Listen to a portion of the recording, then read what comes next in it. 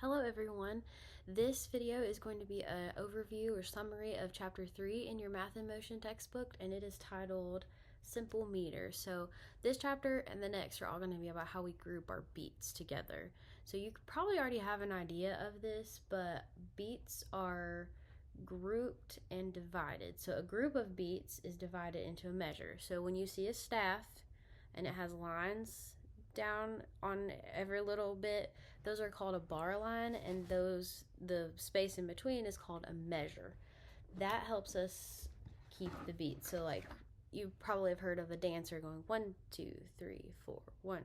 That's the group of beats we're talking about. So chapter 3 just kind of covers the simple meter, or what we call simple meter. So, and it just defines the beat is the fixed rhythmic pulse of a piece of music. So a lot of times when you're in early like kindergarten, first grade, the first thing that they teach kids in music is to keep a beat. We learn to keep a steady beat. So we talked about the measure and the bar line. That's at the beginning of this chapter. So there's two basic types of meters, simple and compound. I think this chapter just says simple. A simple meter is defined as a meter in which the beat is divided in two equal parts. So what I did earlier, 4, 1, 2, 3, 4, is considered that way. Your book gives you the example of Twinkle, Twinkle, Little Star. So it's twinkle, twinkle, little star. So you can keep that together like that. Whereas row, row, row your boat. So that's divided by 3. So that's compound meter, is the opposite, or the other way we can divide a beat up. The note between the beats is called the subdivision. So you know how to twinkle, twinkle. So coal of twinkle, twinkle is the subdivision of that.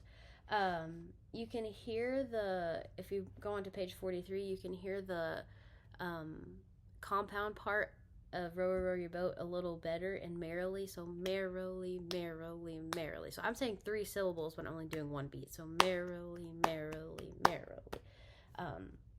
That's us dividing that by 3, or having 3 beats. So the time signature, moving on down, the time signature is how we notate the beat, or notate how many beats are in a measure, is the top number actually. So it's 2 numbers. They kind of look like a fraction, but they don't have a line in the middle. So the number on top tells us how many beats are going to be in each measure. So I'm looking at page 43 still, and this is called 4/4 time right here. And anytime you have a time signature, it's going to be right next to the clef. So this example is a treble clef. So the top number tells me how many beats I need in each measure, and then the bottom number tells me what note is going to get the beat. So the 4 on the bottom tells me the quarter note is going to get 1 beat. If you can just remember that and get that in your head, you'll be good. The next page gives you a really helpful chart on page 44 that shows the top number of the time signature, what kind of meter it is, simple or compound, and then the number of beat divisions. So simple, the first 3, 2, 3, and 4 are simple, because you're dividing the beat by 2. 6, 9, and 12 are compound, and then the number of beat divisions is 3 on that one. So you've probably heard of a waltz. So a waltz is a dance, but it's in 3/4 time. So it's 1, 2, 3, 1, 2, 3, 1, 2, 3. That one, it actually can be divided by 2, I believe. The beat can be divided by 2.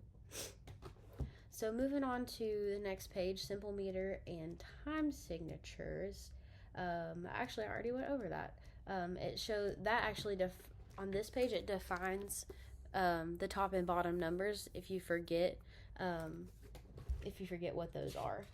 So this bottom figure on page 45 also shows you how we can divide those beats into 2. So we've got 1, 2, 3, 4, and then we can double that, basically 1 and 2 and 3 and 4 and this actually doesn't have the and, but that's how you would count it. You count and if it's the 8th note. So the next couple pages divide your beats into duple, triple, and quadruple meters. So and it shows you how you can divide those. I'm gonna let y'all go ahead and just read over that. If you have any questions, reach out, and let me know about that. You can, I think the assignment for this week is to count